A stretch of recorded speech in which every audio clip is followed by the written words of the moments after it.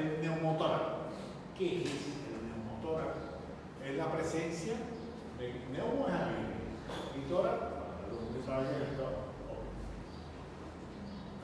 Entonces, aire en la cavidad pleural. Que así siempre debido a que a una perforación pulmonar.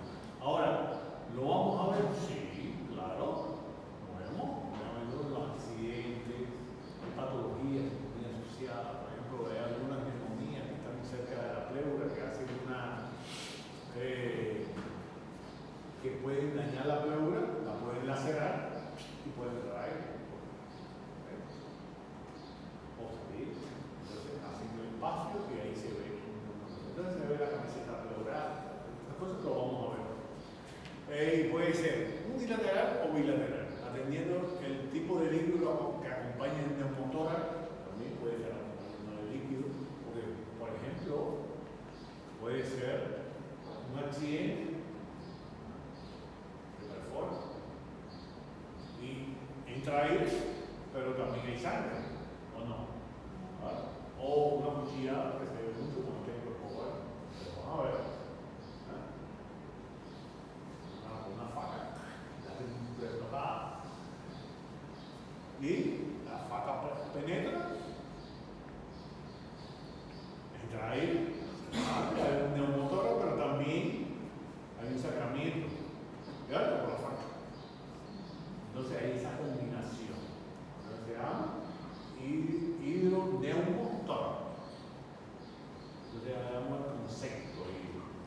Entonces hay varios tipos de hidroneumotórax. Puede ser seroso, puede ser purulento también, y puede ser hemoneumotórax, que es sangre. Ese es el que más bien es traumático. Puede ser accidente, puede ser tocado una faca.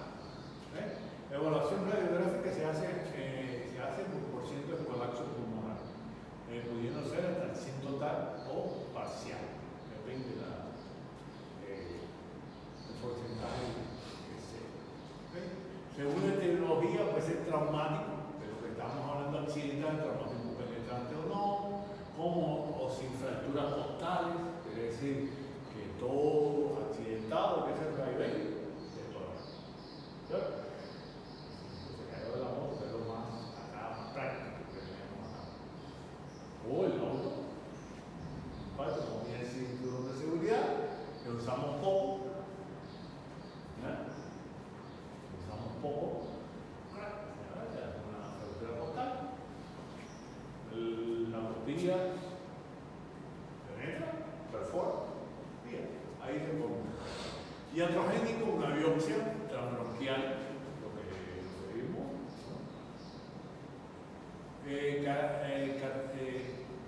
dilatación venosa, un catéter en la parte venosa central, la subclavia principalmente. Hay que hacer un procedimiento bastante delicado para analizar la subclavia, muy pequeño, por eso mejor se hace bajo ecografía y personal muy adiestrado en esa área, es muy complicado. Intubaciones traqueales también se ven. Mal proceder. ¿Qué puede pasar? Espontáneo, primaria sin evidencia de enfermedades en hombres jóvenes, de incidencia familiar, secundaria asociada a enfermedades pulmonares como la fibrosis intersticial difusa, la EPOC, enfermedad pulmonar obstructiva crónica. El enfisema, estamos hablando de la bronquial, enfermedad pulmonar obstructiva crónica, todo lo que es obstructivo.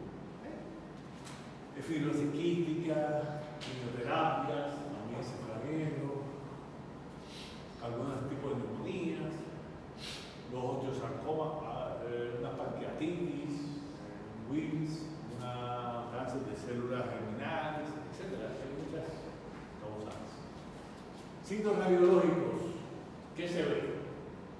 ¿Qué se ve en las imágenes? Bueno, se ve una hipertransparencia sin trama pulmonar. Entonces tiene una vejiga, hay una hipertransparencia, pero sin trama pulmonar. Quiere decir, no se ve la vascularización del pulmón. No puede haber vascularización. Hay aire, por supuesto.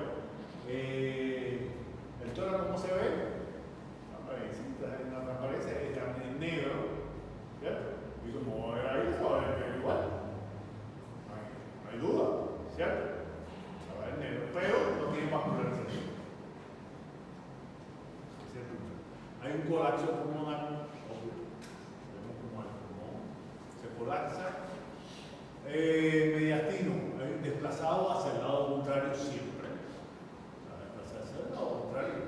Es decir, que entra aire y el pulmón se va hacia el lado contrario. Y todos los órganos empiezan a tratar ahí a empujarlo.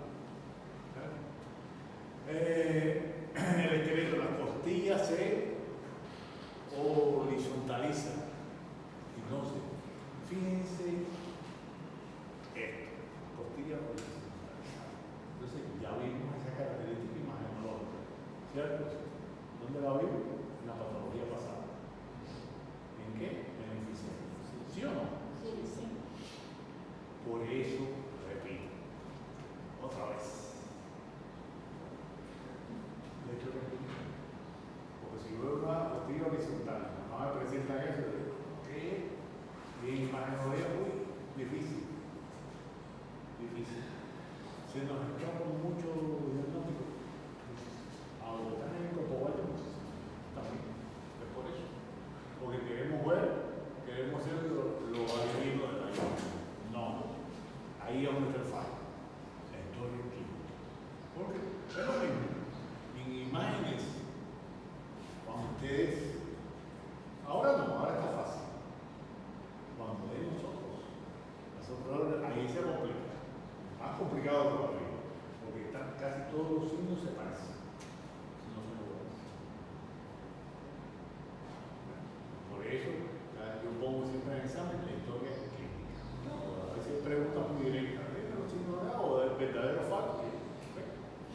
Pero generalmente se pone más del 60% de la pregunta, se pone un cuadro negro. El aumento del espacio intercostal, abombamiento de la pared costal con disminución de los movimientos del hemitórax afectado. La pared blanda, hay un diafragma descendido, desciende los ángulos costofrénicos abiertos, pueden acompañarse de un gas en las partes blandas, un enfisema cutáneo. Y si podemos ver un enfisema cutáneo, pero también vamos a ver un enfisema cutáneo, una pancreatitis, porque después lo vamos a ver cuando lleguemos a él. Vamos a ver. Además, en la fluoroscopia se observa una disminución de los movimientos diafragmáticos que puede verse movimientos paradójicos. Quiere decir, por supuesto, hay aire, está comprimiendo el diafragma y el diafragma se va a ver comprometido por la principal inspiración. Entonces, su movimiento se va a ver comprometido porque hay aire en la cavidad y está comprimiendo. Por eso esta característica. Y vemos acá. Este es el clásico. Ok. Entonces vemos aire en todo el pulmón, ¿sí o no? ¿Cierto? Estamos en presencia de qué? De un motor. Pero hay algo importante. Aquí que se llama ¿qué? Camiseta pleural. ¿Por qué camiseta pleural? Porque tenemos anatómicamente, vamos a ir a anatomía primer año. Y entonces tenemos dos pleuras, ¿cierto? Pero una anatomía. Hay dos pleuras. Entonces, ¿cuál sería esta pleura? Esta es una pleura que se va adosada aquí, que fisiológicamente esta adosada no se ve. Pero entró aire aquí, lo perforaron aquí, una cuchillada, claro, no es una cuchillada porque no tiene un hidrotalante. Pero bueno, se rompió, se perdió. que la pleura tiene dos hojas, ¿cierto? ¿Sí o no? ¿Cuál es esta?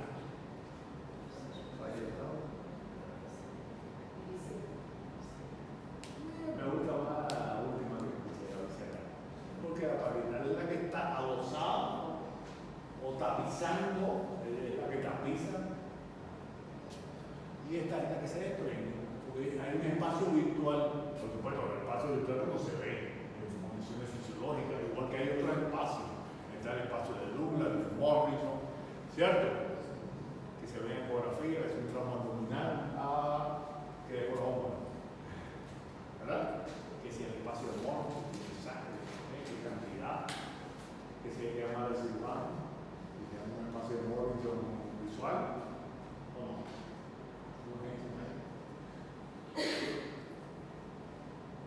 Igual que otros espacios, el de Douglas, no se ve un espacio en todo. Luego el espacio de Douglas con un líquido.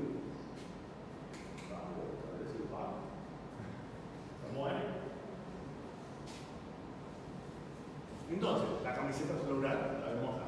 Ahora, otro detalle. ¿Vieron que acá está, tienen vascularización, sí o no? ¿Y acá? No se ve porque hay normal el pulmón, mírenlo aquí. Estamos oprimidos, claro, no hay vascularización aquí. Obvio que no. ¿Se entiende? Y eso es una de las características que vimos, ¿verdad? De transparencia sin trama pulmonar, ¿cierto? ¿Se desplaza un poquito para decirlo? Sí. Se desplaza. Vamos a ver si se ve por acá. Las costillas empiezan horizontal. A veces la literatura describe así, porque hay generalmente pasa así. A veces cuando se hace ya, que por ejemplo un colapso total, empieza a insuflarse y termina horizontalizando la costilla. ¿Okay? Todavía está respirando. Le queda un poquitito, pero está bien. Bueno, no está tan bien, pero. Entonces hacen la radiotransparencia, un neumotórax bilateral, que es más difícil y más obviante, entonces tiene que ver una habilidad por parte por ejemplo, el cobarde, porque es bilateral, el paciente viene casi en shock, pues no puede respirar. Y hay que actuar rápido. Miren completo la camiseta pleural y miren la otra camiseta pleural acá. No hay vascularización, porque la vascularización está aquí abajo, obvio. ¿Se entendió?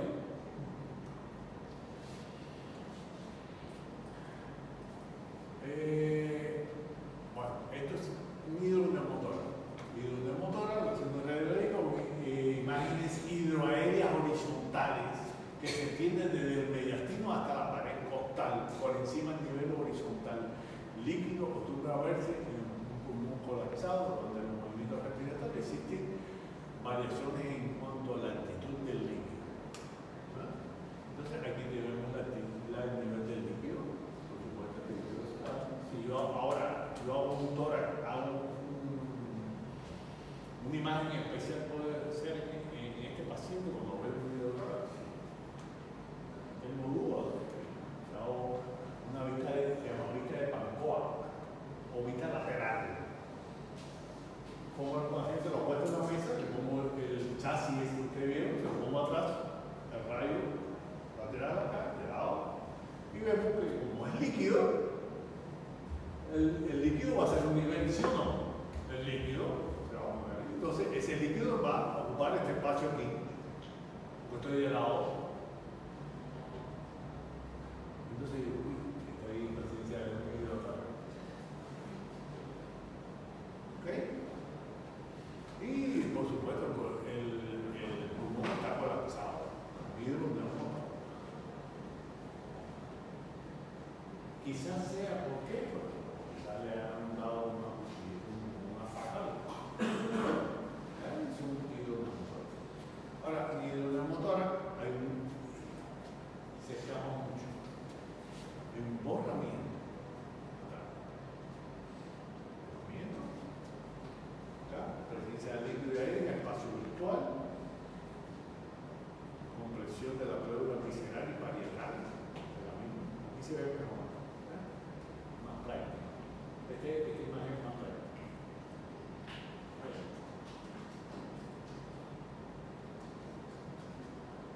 siempre el nivel del líquido. Vieron que el nivel del líquido toma su nivel y hace un bajamiento brutal.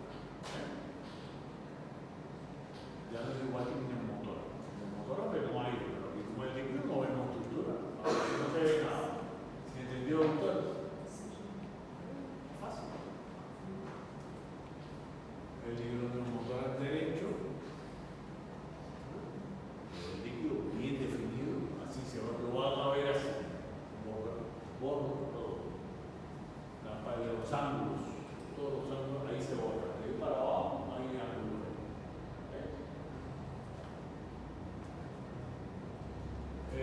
Derrame pleural.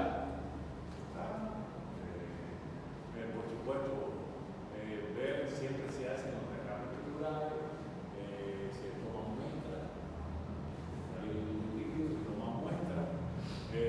Por ejemplo, causas pueden ser la neumonía, la bronconeumonía, por eso hay que hacer un seguimiento. Recuerden que hay, ahora, cuando dimos neumonía, hay neumonía que está muy cerca de la pleura, ¿sí o no? ¿Cierto? Dos medio inferiores que están muy cerca, que escuchamos, prácticamente como se llama el foco, es como de los cremitantes. ¿Yo te dieron neumonía? ¿Me hiciste? Autoridad oral. Cuando el foco cremitante esté muy alto, está muy cerca de la pleura. Yo digo rápido porque se me complica porque no se la pleura. Por eso hay que discernir, hay que ver, siempre hay que evaluar, siempre repito, hay que evaluar cuando sentimos el foco, en la práctica cuando sentimos esos crepitantes, como el cabello, así, siempre cuando una neumonía se toca en el cabello, bueno, en mi tiempo por favor,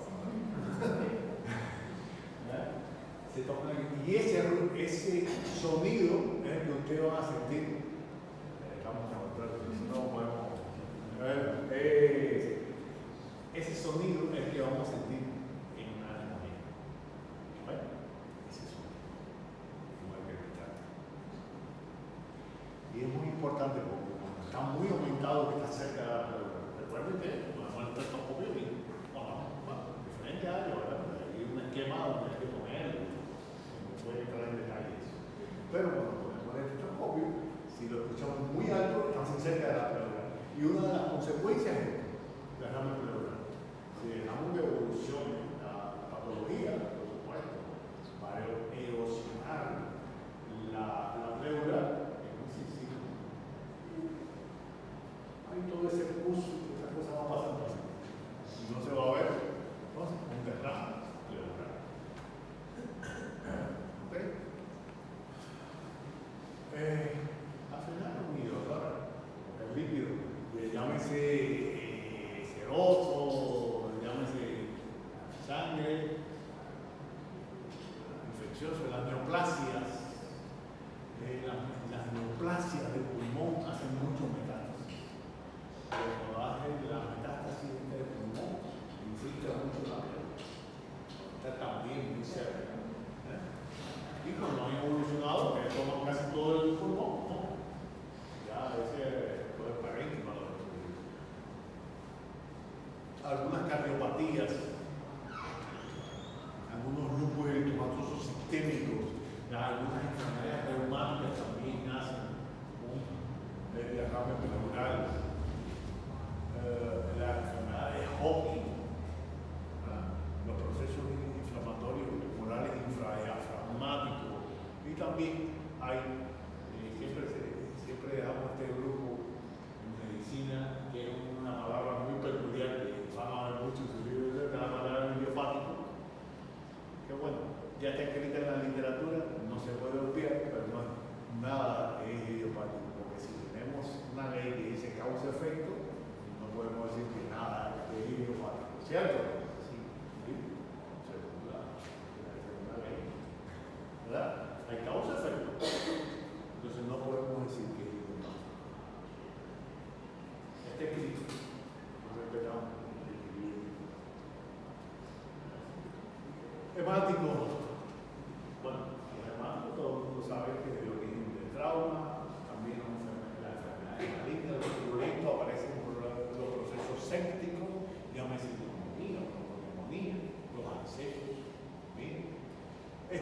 funcionales en las operaciones costales y mediastínicas, una fístula postquirúrgica, o trauma, infecciones generalizadas. Quiere decir que son las causales, las causas o la etiología que puede causar un derrame. Los quirotórax son poco frecuentes, pero se pueden dar. Generalmente hay que ver el tipo de traumatismo. Cambio de quiro por ruptura del conducto torácico. Importante. Conducto torácico. Entonces hacen un quirotórax, quiere decir grasa. Es un pseudoquirotórax, líquido pleural con alto contenido de lípidos, de aspecto lechoso, ¿verdad? Se ve en la artritis reumatoide, la tuberculosis, en síntomas nefróticos también se ven, algunas causas de neoplasia, el linfoma de Hodgkin, un traumatismo, una cirugía, también podemos ver este tipo de lesiones. No son muy frecuentes, pero se ven. Y lo podemos ver porque nunca he visto eso, pero el empiema pleural. El empiema pleural es pus. Lo que cambia es el contenido. ¿Sí, doctora? No slide anterior, eu não entendi o que é escape de quilo. O que é escape de quilo? Grasa. Sabe? Conducto torácico.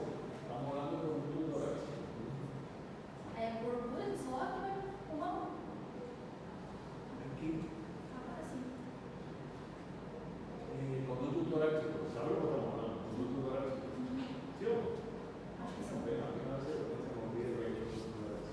Es una que no es buena.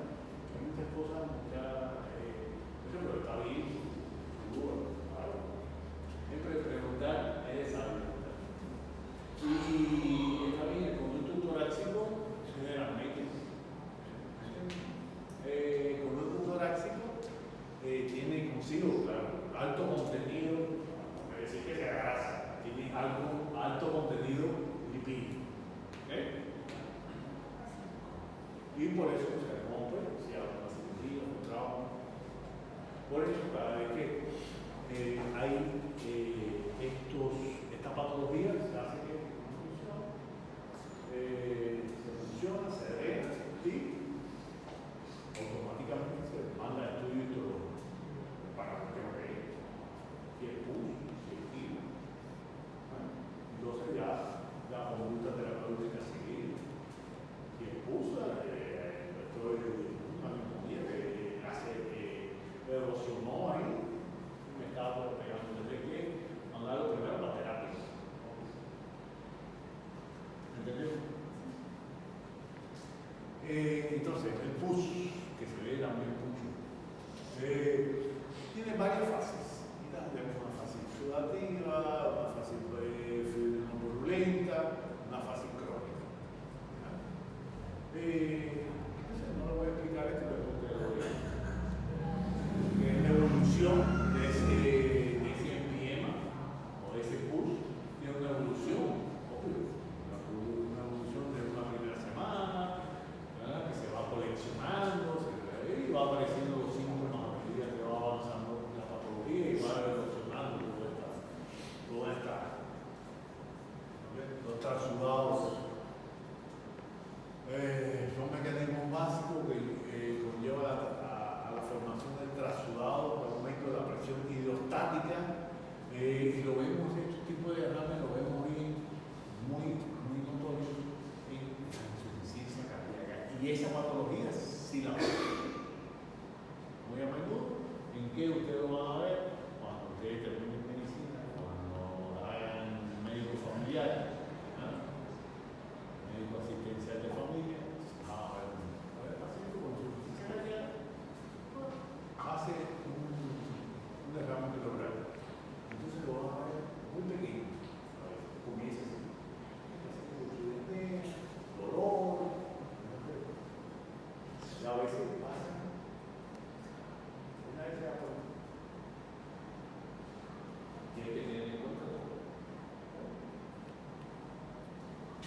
La insuficiencia cardíaca es la causa del 90% de los traslados. Es decir, una causa aparente, no tiene neumonía ni bronconeumonía y tiene un derrame pleural pequeño. Generalmente no hace grandes derrames. Entonces, bueno, esta segunda insuficiencia, entonces hace un traslado. Los trasulados, la cardíaca, la cirrosis hepática, el síndrome nefrótico, la pericarditis congestiva, la familia CNS. Y así que los exudados, entonces la neumonía, la tuberculosis, etc. Y otras enfermedades que están ahí que no se lo voy a mencionar, pero después ustedes lo van a leer. ¿Ok? Acá. La etiología de la cavidad biliar, la cesura principalmente. Entonces tiene una clasificación del derrame pleural, depende de su cantidad, de su volumen. Entonces hace de pequeño, de mediano y de gran tamaño. ¿Okay? Y depende de qué, cuando lo evacuamos con la cantidad. Bueno, ya hay cálculos indirectos. Tanta cantidad aproximadamente, pero generalmente se funciona, se agrega y ya se ve la cantidad y dice, bueno, este es pequeño, y generalmente se drena sur de medio volumen, de mediano, y se saca muchísimo, no es a pensar que se saca mucho, sacan grandes cantidades.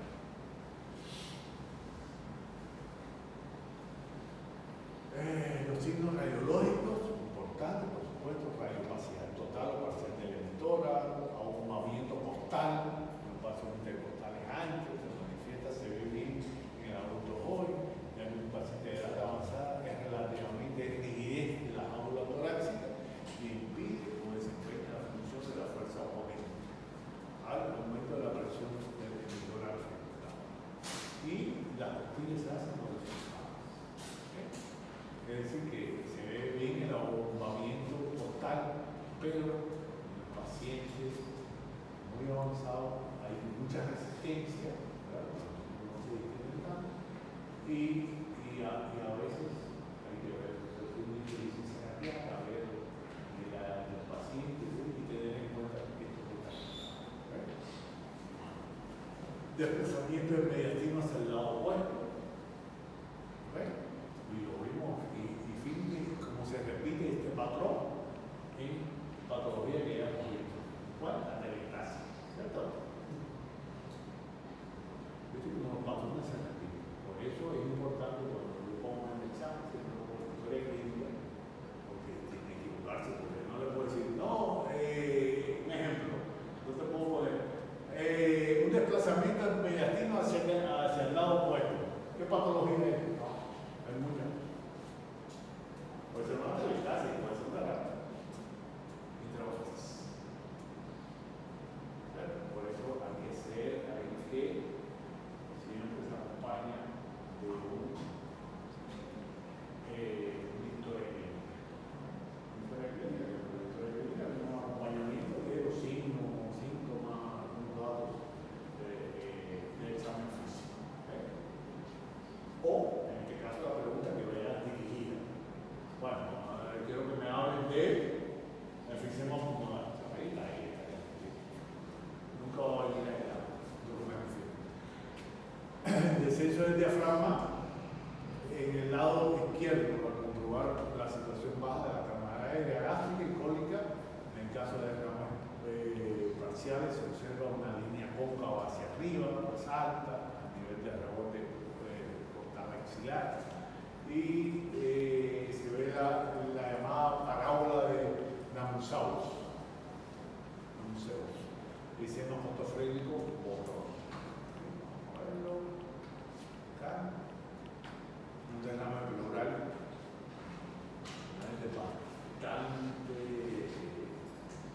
total del emitor, con un desplazamiento contralateral de mediastino. Fíjense que mediastino, los filos completos acá, tráquea, brazo izquierdo, área cardíaca, todo está pasando.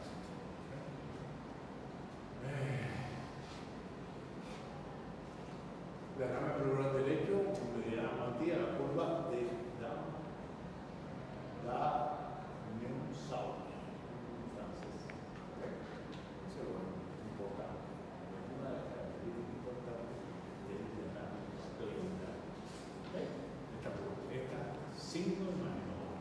Y ese sí es para eso nada más. ¿Okay? Hay algunos signos que son muy directos, que tú lo ves que no se repiten en otros pasos. ¿Okay? Quiere decir que cuando ponemos el derrame pleural, si ponemos ese, que sí está bien, porque ese es propio de él. ¿Okay? Derrame líquido, paciente de pie y el líquido borra los senos costodiafragmáticos, quiere decir que los senos, si está de pie, los senos borran. ¿Cierto? El líquido asciende a una curva cóncava hacia arriba, que se llama la línea de Neusau, y el derrame masivo a una opacidad homogénea de plaza del mediastino, y se hace pensar que es una telestasis. Por eso hay que ver la historia clínica del paciente. Etiología, repetimos, insuficiencia cardíaca, trauma, pseudotórax, carcinoma, metástasis, celulosis, derrame encapsulado, etcétera, etcétera, etcétera. Vimos, derrame de mediana apatía, se ve así una curva, opacidad que ocupa el 2/3 inferior del mitral derecho con un límite superior cóncavo hacia arriba y adentro. Cóncavo, así, convexo al revés. Hoy en día lo voy a tocar lugar así, cóncavo y convexo. ¿Cierto? ¿Sí o no? Bueno, mi antiguo era bien.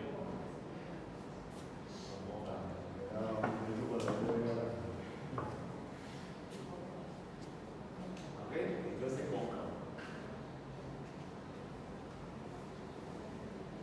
Este es el examen que le expliqué al principio. Una técnica que se realiza, la técnica se llama técnica de Pancoa, que se pone el paciente, ahora digo que si tienes esa duda, doctor, manda a hacerle un rayo X lateral, la vista de Pancoa. Y como es líquido, por supuesto el líquido va, y va a poder hacerlo. Y este es el líquido. Y está de lado, paciente. Por si tiene duda, que sea líquido.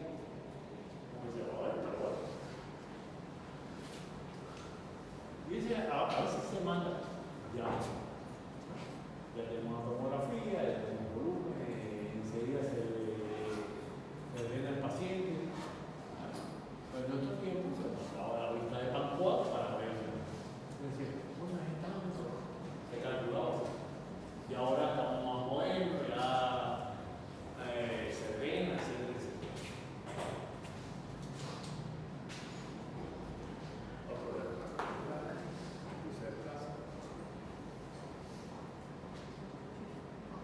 Planos susurales.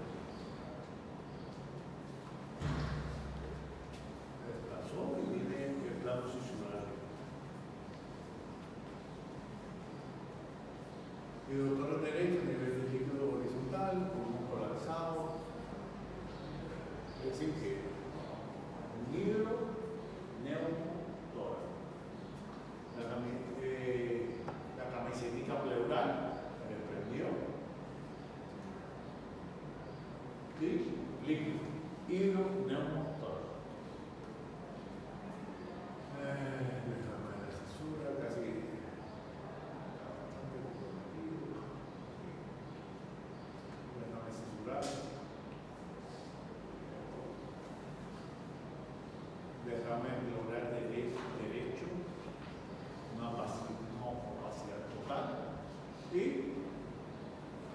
todo desplazado hacia el lado contrario.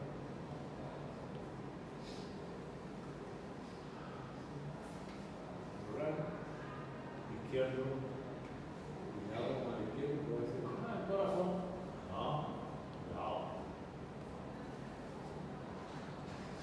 cierto.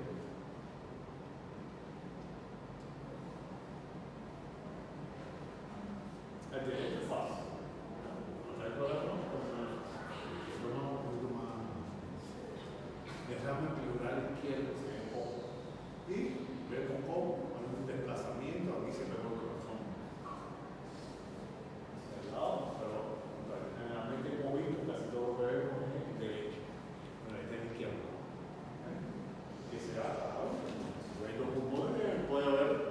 No.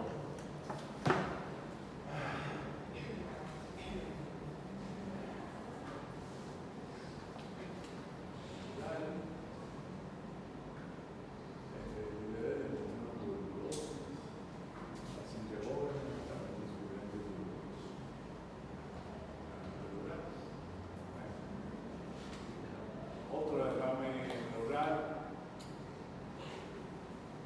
por supuesto, derrame pleural que tiene otras consecuencias, una ruptura aórtica traumática, un aneurisma aórtico, por supuesto, no se va a salvar el paciente, pero si cuando vemos una ruptura aórtica,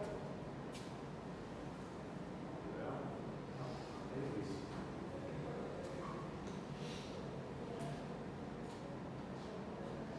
O una ruptura esofágica. Derrame pleural intrapulmonar, la falsa elevación diafragmática derecha y el líquido a nivel de la cesura pulmonar. Posiciones laterales, imágenes radiológicas, derrames en menos de superposición de la claridad del pulmón. Esta posición puede fijar el predio de la posición anterior y posterior del derrame y la afectación de la cesura. Derrame pleural.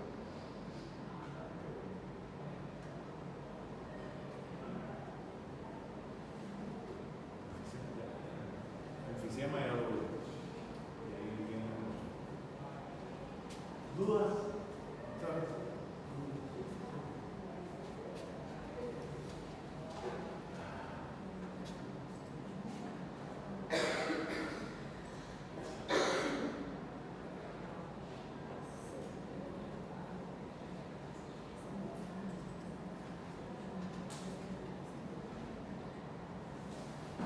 Bueno,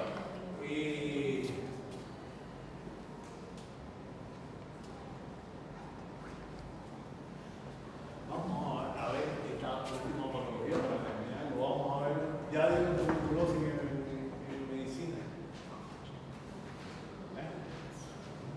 ¿Ya dieron tuberculosis, sí o no? Tuberculosis y infecto, tuberculosis. Bueno, entonces la tuberculosis que tiene un tratamiento horrible, grande.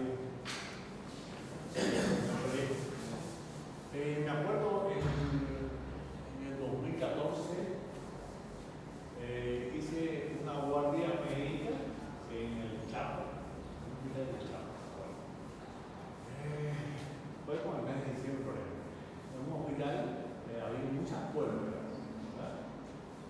Había muchas puertas, es decir, pacientes ya que tenían 4 horas, 24 horas después del parto o parto. Bueno, ¿entendió? Bueno. Y me llamó la atención que había dentro de las puertas, que decir que había acá y en el medio había una chica que tenía 23 años, que estaba clásico, era un clásico del libro de cuando había tuberculosis, ¿verdad?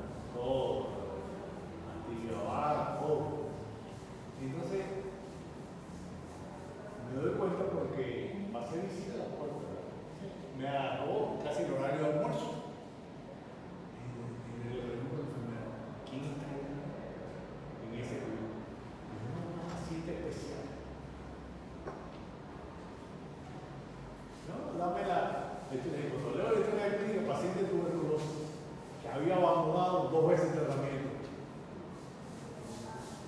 y estaba ingresada en el medio de esa puerta. Yo, como vengo de un país donde en aquel tiempo la salud pública era muy estricta,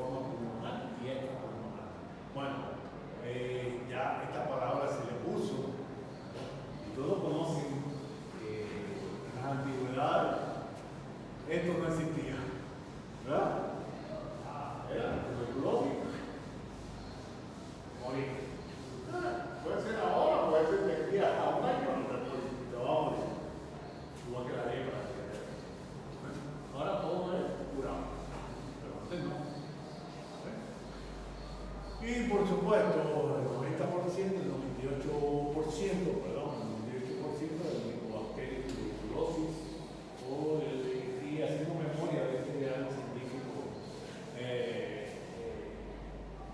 que lo visualizó en su microscopio así rústico, ¿verdad? Y estamos hablando de Koch, ¿verdad? Y todo el mundo sabe que son bacterias intracelulares aeróbicas estrictas, que son sus características, y son bacilos ácido resistentes, el bacilo de Koch. Y ahí está, su característica clínica, aspecto epidemiológico. Nada, actualmente en el mundo, la población mundial hay 100.000 millones, infecciones por tuberculosis, 1.900.000.000 de personas. Eso son estadísticas de hace 10 años. Todavía hay, sí. En África muchísimo. En América muchísimo. En Brasil, claro. Es uno de los países que más tiene. Bueno, puede ser. Sí, sí. Sí, hay, sí, sí hay. Bueno, no en la época medieval de los años 1400, pero sí hay. No deja de desaparecer. No deja, a pesar de que hay tratamiento que cura, no deja de desaparecer. Y lo tenemos, bueno, en los predios, esto de cartas secretas. Hay hacinamiento y las cosas proliferan mucho el tranquilo y todos lo saben.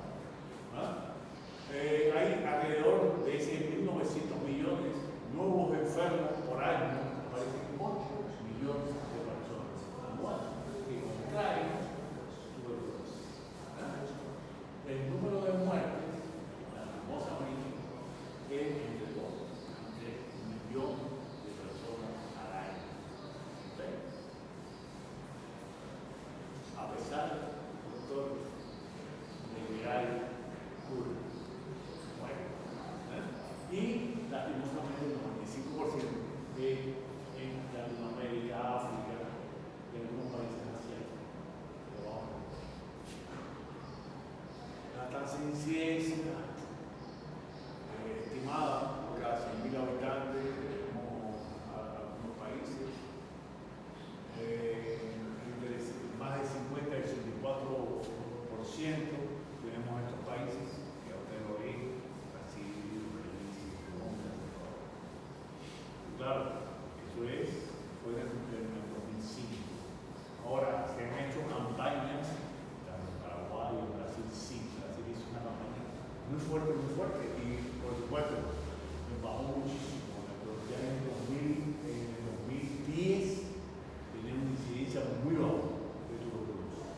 Nada más, estaba para los predios estos en la cárcel, esas cosas que ya, pero generalmente en la población, ¿qué pasa en Brasil? Que tiene una población muy dispersa,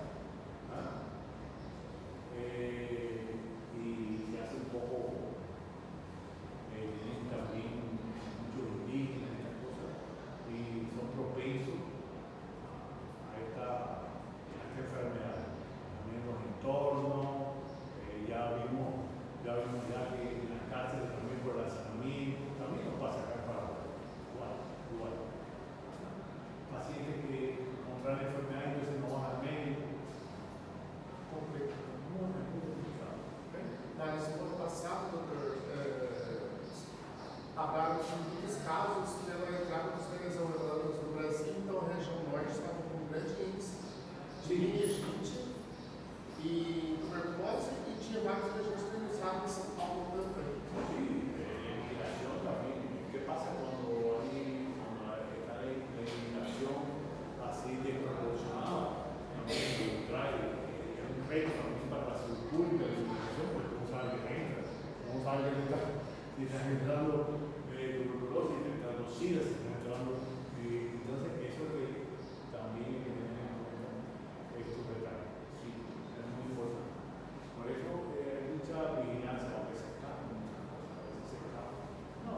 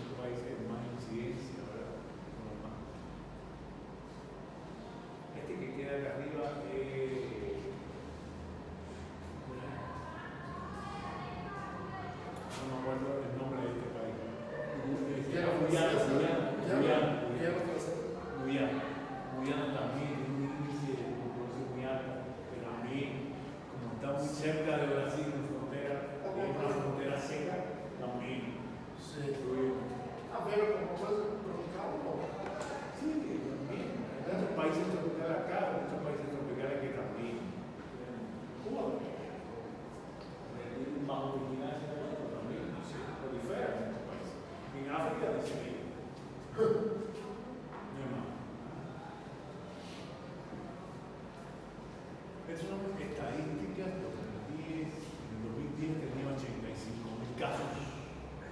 Hubo casos.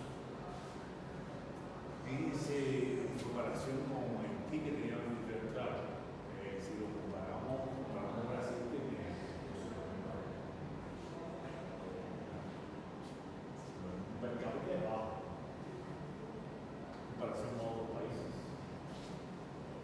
No se ve como algunos países.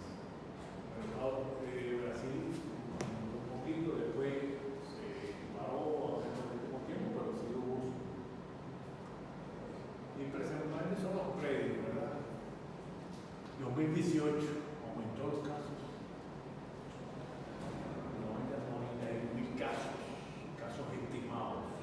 ¿Okay? Y vemos que a pesar del esfuerzo, porque hay que decirlo así, a pesar de que es una salud pública donde está bastante controlada, bastante asequible, donde se entiende bastante la salud para todos, ahí son casos.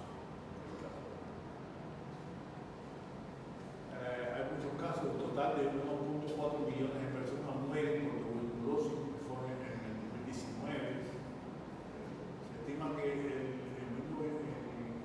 2019 se enfermaron de tuberculosis más de 10 millones de personas. Y sigue así la cifra. Y niños, 1.2 millones de enfermados. Quiere decir que y vemos otros países, por supuesto, la incidencia en niños en Brasil es muy bajo. Filipinas, Pakistán, Nigeria, vemos países que el tema de pobreza que se prolifera con esta enfermedad. Bueno, por supuesto, las manifestaciones clínicas. Las manifestaciones clínicas de esta enfermedad, es muy simple, muy variable. Solamente nos detenemos a decir, toda tos con expectoración de más de 15 días de evolución, una espuria. Hay que mandar a hacer una cualquiera, como si es un catarro común, que usted diga, un catarro, una espuria. Después de 14. Hay otros países, acá se dice 15 días. Generalmente hay protocolos internacionales que dicen 14 días. Hoy en día Brasil dice 14 días. 14 días. Después de 14 días de evolución. Y si, ahora, eso es un paciente que está con toda expectoración. Pero si es un paciente que lleva más de 8 días, que tiene un entorno social de hacinamiento, hay un entorno social de enfermedades en esa comunidad, no va a esperar los 15 días porque dice el protocolo. Ese le manda a hacer. Sí. Doutor, a OMS falou que o Brasil e Moçambique na lista dos 30 países mais atingidos em 2022 com tuberculose. Sí, ¿cómo está? Aunque ha hecho un esfuerzo grandísimo, está muchísimo. Gracias. Aquela informação ali, ó, de vacinoscopia, vai baixo. No, Solicitar 2 vacinoscopias. sí, la vaciloscopía es ese el estudio. Sim, mas foi passado para nós que é o programa no momento da consulta e após 30 minutos. Ele está falando no dia seguinte. Generalmente, este es el protocolo, ¿verdad?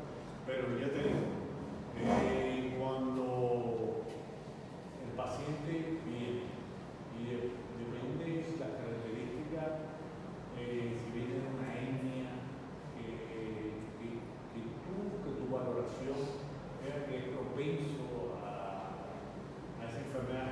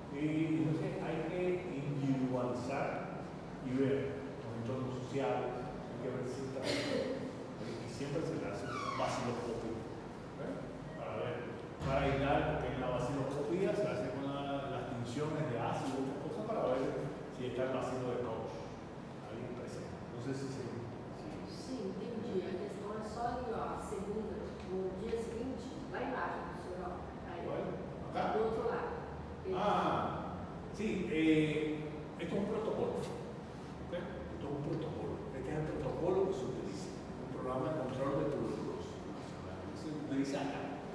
Mas foi aqui no Paraguai mesmo, o senhor falou que é Sí, se solicita, bueno, la primera na consulta se hace en la primera consulta. e depois fica no En São la Paulo consulta, também. doctora, en la consulta, después de este protocolo, por ejemplo, de oración dice que usted llega a una evolución de 14 días, 14 o 15 días, del paciente que tenga sus síntomas permanentes. Yo le hago un estudio ahí en la consulta, le hago uno. ¿Bien? Y después, si al día siguiente, el segundo puede hacerlo al día siguiente. ¿Ya me entienden? Pero hay algo. Generalmente se hace, se manda. Cuando es positivo, es positivo. Va a estar el vacío del coche. No sé si se entendió. Entendi. Generalmente sí, el protocolo dice que son dos. Se hace un día y al otro, yo te entiendo. Pero generalmente, cuando hay mucha sospecha, se hace que se llama seriado. Un día, o sería un día y medio, se hace otro. ¿Entienden? Dentro hay varios protocolos. Este es más sencillo, pero generalmente a veces el paciente, por lo menos aquí, ese característico, no va a venir a la consulta y mañana va a venir. No es raro. Entonces, manifestaciones clínicas, que son visibles, pérdida de peso, febrícula vespertina, hemoptisis y hiperhidrosis nocturna. Ese sí es importante, hiperhidrosis nocturna. Entonces, por la noche, muchas sudoraciones, sábana, está mojado.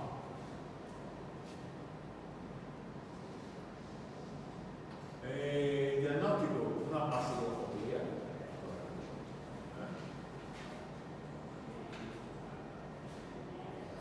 Los pacientes con corbimorbilidades. Los pacientes con corbimorbilidades. Ya estamos hablando, por ejemplo, predio no privado de libertad. ¿Okay? Y así, depende de la valoración. Un rayo X, ¿verdad? O sea, hace un TAC, ¿no? Una tomografía para ver una salud. Ya cuando tenemos diagnosticado una vaciloscopía, hay que hacer una tomografía, por ejemplo. ¿Ok? Generalmente se hace tomografía.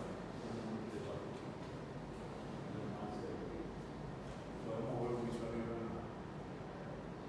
La radiografía es la técnica muy sensible, el diagnóstico de tuberculosis pulmonar. Por supuesto, es completamente inespecífica, ya que no hay ningún síntoma patognomónico, es muy subjetivo, aunque hay una cavitación en lóbulos superiores. Y esta regresión después de la sanación también es importante mencionar que la regresión de ese pulmón, esa cicatrización, dura de 3 a 9 meses, desaparecer después de la sanación.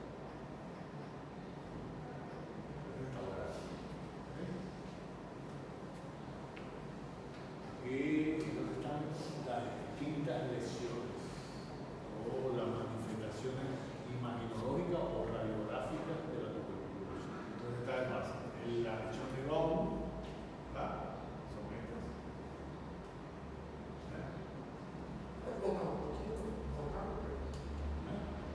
Estas son las lesiones de Gauss que se ven bien. Claro, ya siempre yo le digo, a la hora de lo del aire se ve bien ahí, bien localizado. Mas, professor, Ok? e rapidinho, a parte de cima, não tá igual a lesão de Gauss? ¿Está aquí? A parte de cima,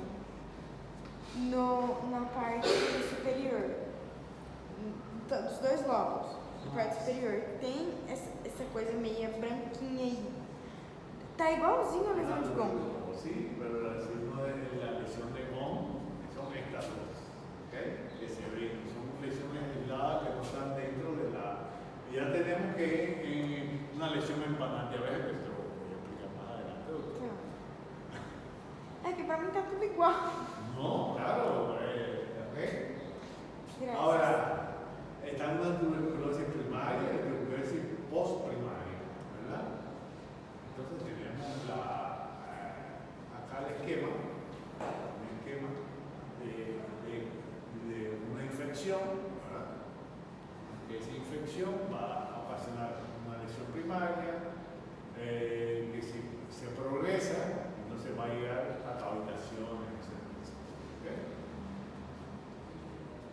Primaria, el parénquima, patrón alveolar, patrón intersticial, una afectación técnicamente ganglionar, derrame pleural, atelectasia, quiere decir que cuando vemos la tuberculosis, las características tanto clínicas como imagenológicas, es muy versátil y muy enmascarado. ¿Por qué? Porque puede dar una neumonía,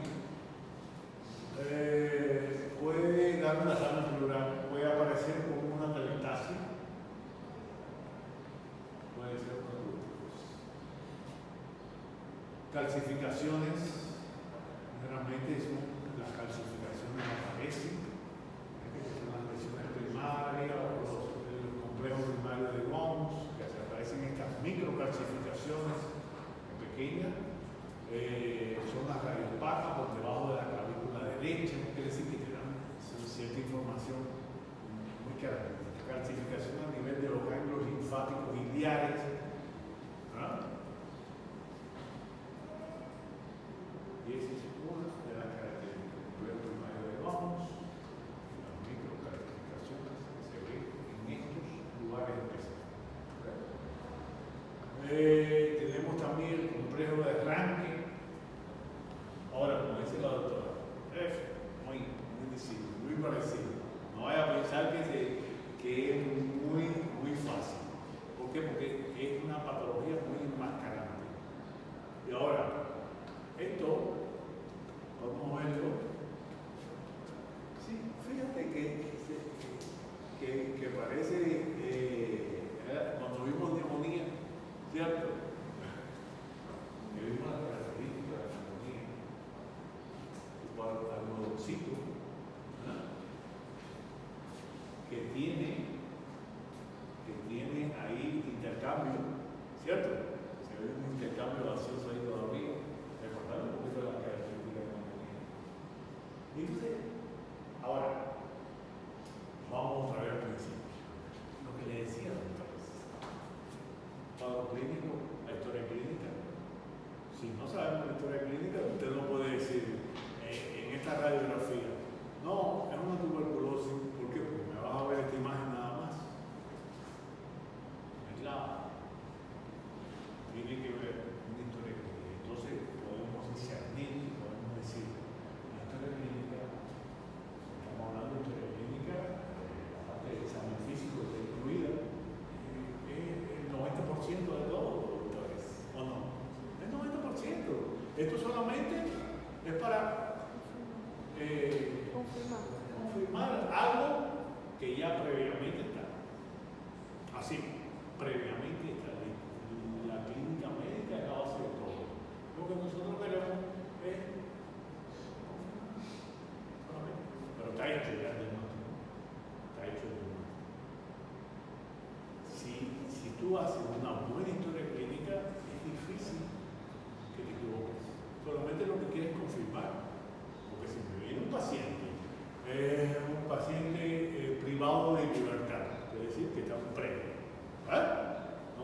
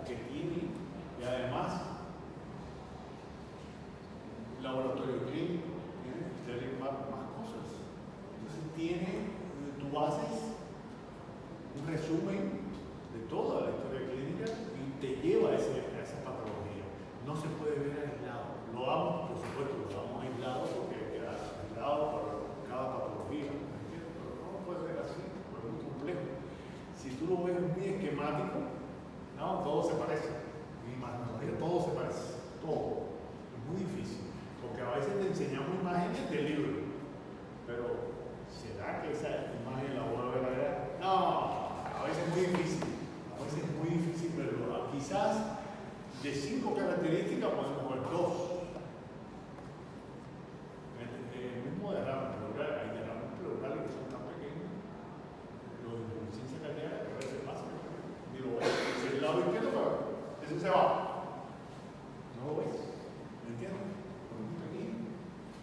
Pero siempre tiene que estar pensando. Puede ser tos, puede ser que esté haciendo un derrame cerebral. Vamos a ver, vamos a una vista lateral.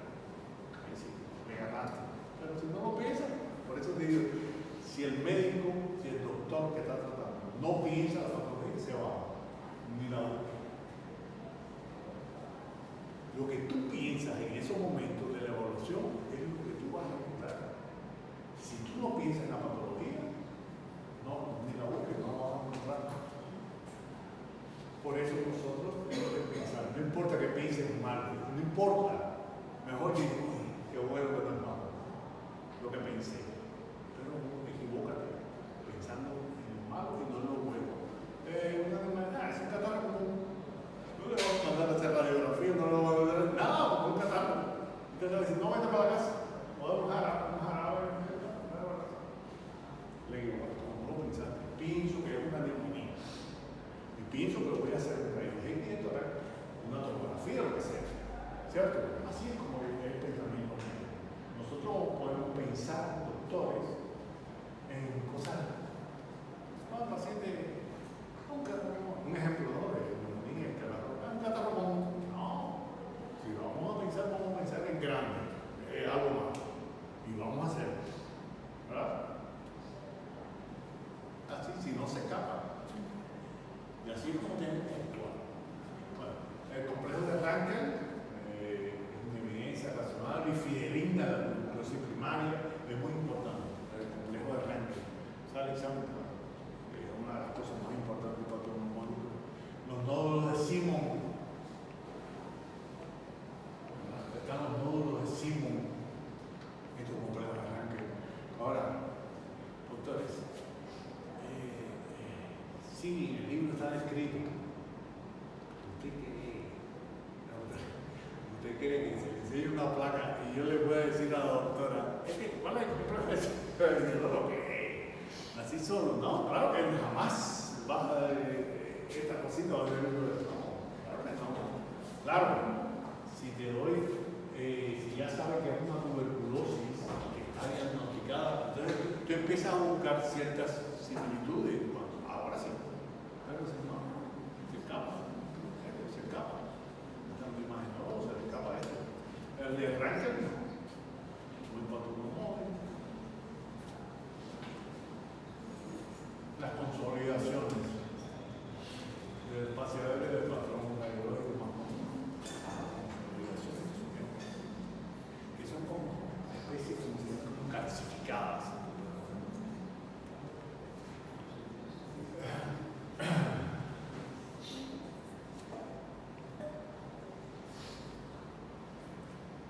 Fíjate, dice que el aspecto radiológico tipo que es el de una neumonía en los pasos aéreos, caracterizado por una opacidad homogénea en los bordes más definidos.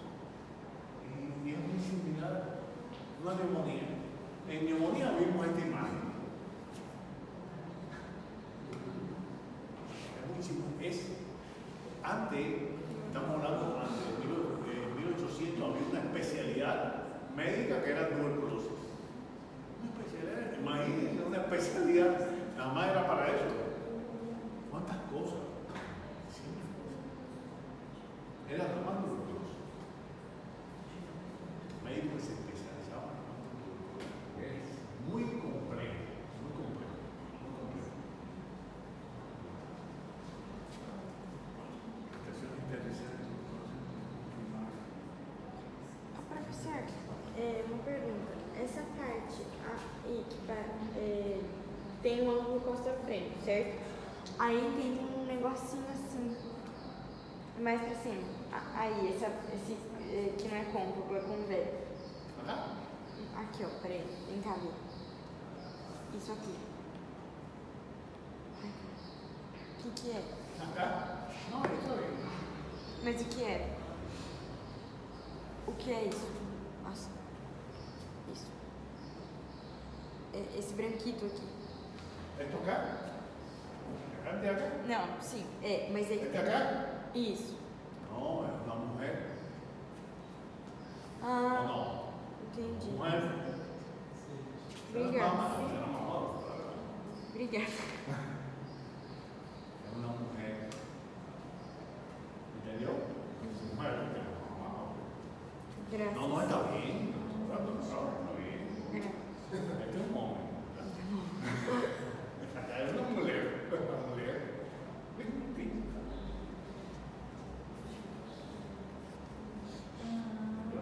Entendi. Muito obrigada. Se hacen ahí también se puede igual, parecido, parecido. Entonces, las habitaciones de los libros de texto, la habitación del libro de texto. Claro, esa es una tuberculosis que viene ya de cuánta evolución, ¿cierto? Entonces se va a ver así, que es el que se describe en el libro. La tuberculosis que viene como al mes o un mes, ya que ya el paciente está muerto, ese se ve así.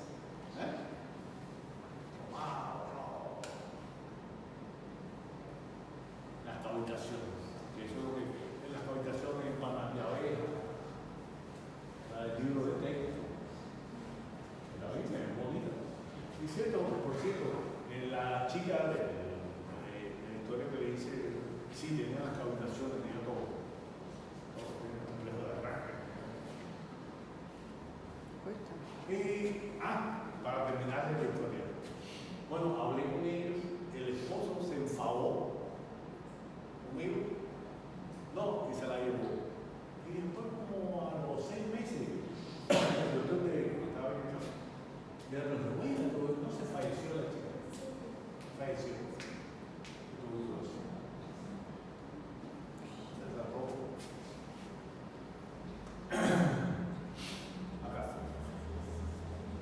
Acá también. Ahora, cuando vean eso, ahora que vamos a dar la semana próxima cáncer de pulmón. Bueno, ¿qué me dicen que no es un cáncer? Si vemos un cáncer, ¿qué me dicen que no? ¿Verdad? Un cáncer. Si vemos, a ver, si vemos la imagen por sí sola, por eso siempre le comento, la imagen por sí sola no habla. Tiene que ver, detrás de la imagen tiene que ver mucho eso. Eso para mí, si no me dicen que es una película, ¿cómo me cáncer? Están los tuberculomas también. El tuberculoma se ve, no se ve mucho, pero se ve, que son estos redondeados.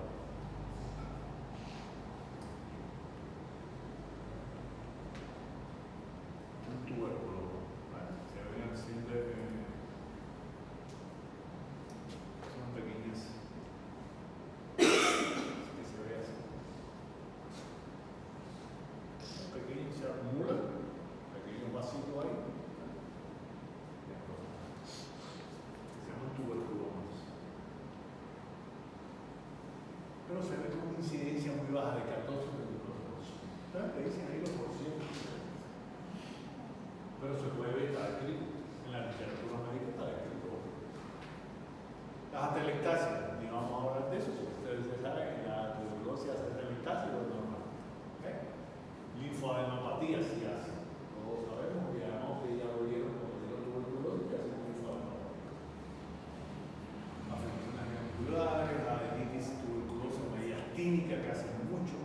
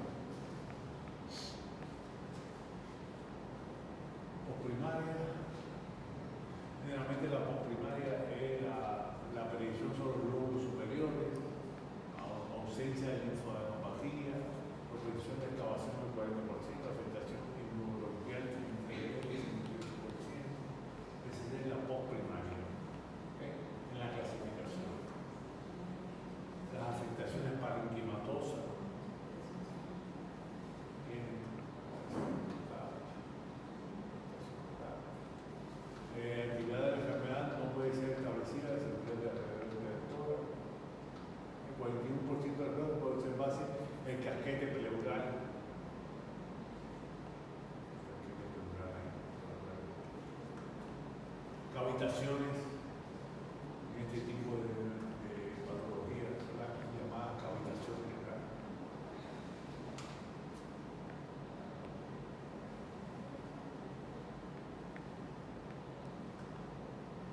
Los tuberculomas, los linfadenopatías, broncoestenosis, broncoestasias. Quiere decir que la tuberculosis, en un resumen que traté de hacer, es una patología que tiene muy florida, o implícita, muchas patologías que ya hemos tratado, ¿verdad? Derrame pleural, perostasia, neumonía. Es decir, que ella envuelve muchas cosas, por eso se dice que es una enfermedad muy simuladora. Muy simuladora, se llama así. Simuladora quiere decir que se asemeja a muchas patologías. ¿Se entiende? La palabra simulación. Sí.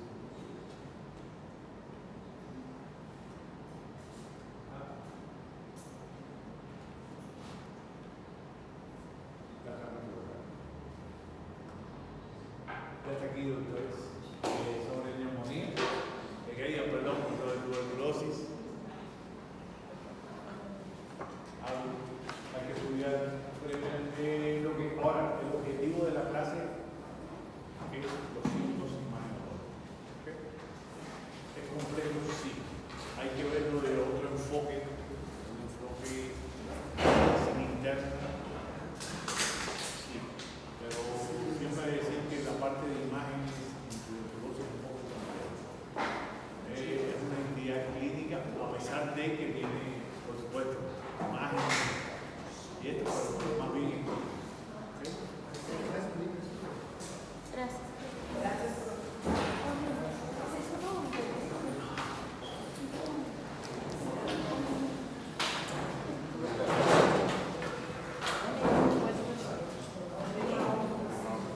Tá.